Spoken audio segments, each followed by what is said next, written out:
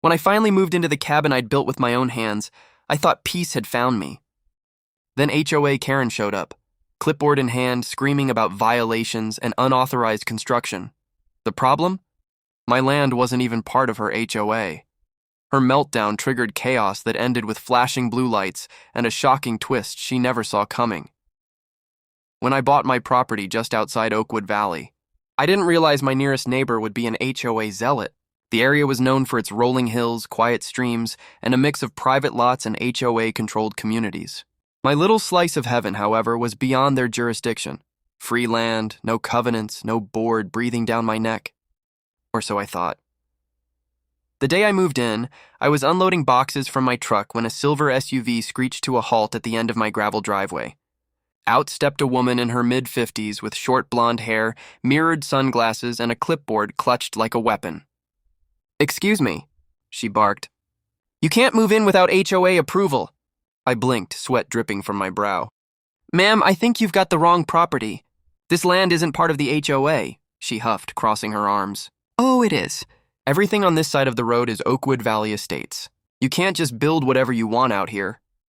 Her tone was sharp enough to slice through steel. I walked to my mailbox, which clearly displayed my address, 210 Cedar Trail. "See that?" I said. "That's outside Oakwood Valley." "You're HOA, I'm not." Karen squinted, visibly annoyed that reality refused to conform to her authority. "I'll have to confirm that," she muttered. "In the meantime, I suggest you halt all activity." I gave her a polite smile that probably came off more as a smirk. "I suggest you go check your maps, Karen." Her eyes narrowed. "How do you know my name?"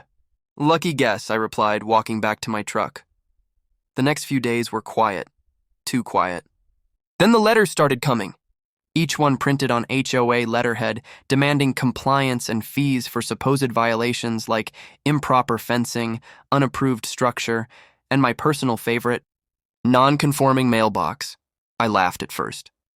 Then she started showing up. Every evening, she'd park across the street, taking photos with her phone, sometimes accompanied by a man who looked just as miserable as she did. She'd glare at me, scribble notes, and drive off. I called the county records office to double-check the property lines. Sure enough, I was completely independent of the HOA, so I decided to have a little fun. The next morning, I put up a sign that said, "Private property, not HOA land. Trespassers will be reported." That's when things got serious. Karen stormed up my driveway, clipboard shaking in her hand. "You can't post unauthorized signage. It violates community appearance standards." "Karen," I said calmly, "you're trespassing. Please leave before I call the sheriff." Her face turned red, her voice rising. "You'll regret this." "The HOA will take action." I grinned. "Can't wait to see them try." She stomped off, muttering threats under her breath. I thought that was the end of it. But Karen wasn't the kind to lose gracefully. The storm was just beginning. A week later, I came home from work to find two strangers in orange vests measuring my front yard with tape. When I demanded to know what they were doing, one of them said, "HOA compliance inspection, sir." Just following orders, I laughed. "You're standing on private property that's not even in your HOA. You've got 2 minutes to leave before I call the sheriff." They exchanged nervous glances and hurried off, mumbling apologies. That night, I installed cameras, 4 of them. I had a feeling things were about to escalate. Sure enough, 2 nights later, my motion sensor lights flicked on. Karen's SUV was parked near my fence again. She was out with her flashlight, snapping pictures like a paparazzi on a caffeine high. I walked out onto my porch holding my phone. "Karen!" I shouted. "You're trespassing again." "You're building an unapproved structure," she yelled back. "You're violating Code 7A, external lighting." "Code 7A doesn't apply to me," I shouted.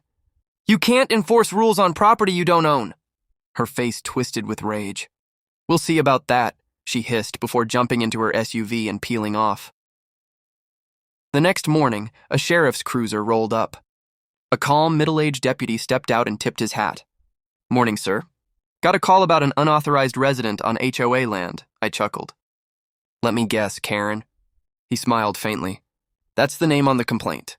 I handed him my property deed and boundary map. He studied them, nodding. "Yep, looks like you're outside their jurisdiction. Sorry to bother you." "No problem, deputy. Thanks for checking." He turned to leave just as Karen's SUV came screeching around the corner again. She jumped out shouting, "Arrest him! He's violating HOA regulations." The deputy raised an eyebrow. "Ma'am, this property isn't part of your HOA. You've been misinformed." Karen's jaw dropped. "That's impossible." The developer said, "The developer's map ends a quarter mile that way," the deputy interrupted, pointing down the road. "This man owns his land free and clear." Her face went crimson. "This is harassment." "He's lying!" The deputy's tone hardened. "Ma'am, you're the one making false reports. I suggest you calm down." But Karen didn't calm down. She pulled out her phone, shouting, "I'm calling 911. You'll see what happens when the real cops show up." The deputy sighed. "Ma'am, I am the real cops." She froze mid-dial, realizing what she just said. But instead of backing down, she doubled down, screaming about corruption and illegal land sales. The deputy calmly took her statement, then asked for her ID. She refused. That was her final mistake. When she slapped his hand away, he gently but firmly placed her under arrest for obstruction. The entire scene was captured by my cameras, every word, every scream, every flailing gesture. As the deputy led her to his cruiser, she shrieked, "You'll all regret this." "The HOA will sue you," I smiled. "Good luck with that, Karen."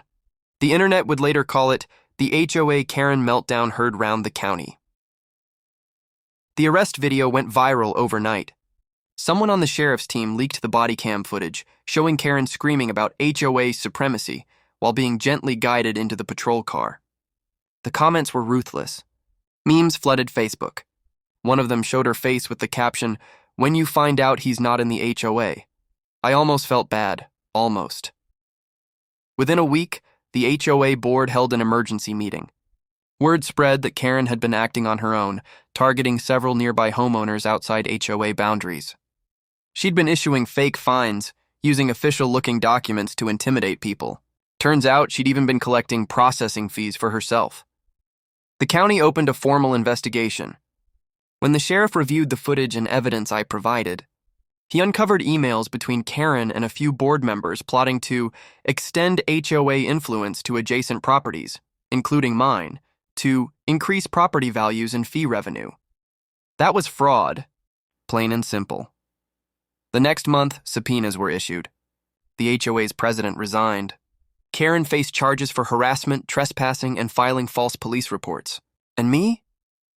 I finally got my peace back, but the story didn't end there. One afternoon, while I was fixing the fence Karen's inspectors had trampled, a car pulled into my driveway. A woman stepped out, short hair, business suit, county seal badge on her jacket. "Mr. Lawson," she said. "I'm from the county planning office. Just wanted to inform you that your video helped us uncover multiple violations. Thanks to you, we're auditing every HOA in the district." I laughed. "Happy to help," she smiled. "You'd be surprised how many Karens think they own more than they do."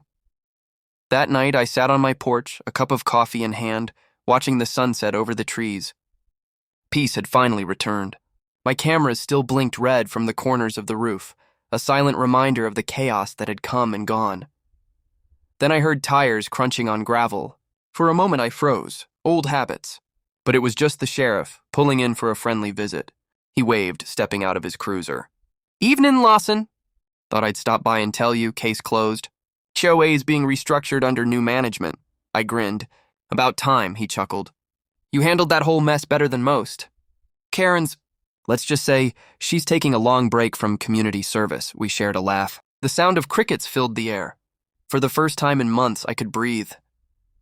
I leaned back, sipping my coffee, and said, "Funny thing about freedom, Sheriff. Some folks can't stand it when others actually have it." He nodded thoughtfully. "Ain't that the truth?" As he drove off into the fading light, I looked out over my land, and smiled. No HOA, no drama. Just me, the trees, and the sound of peace earned the hard way.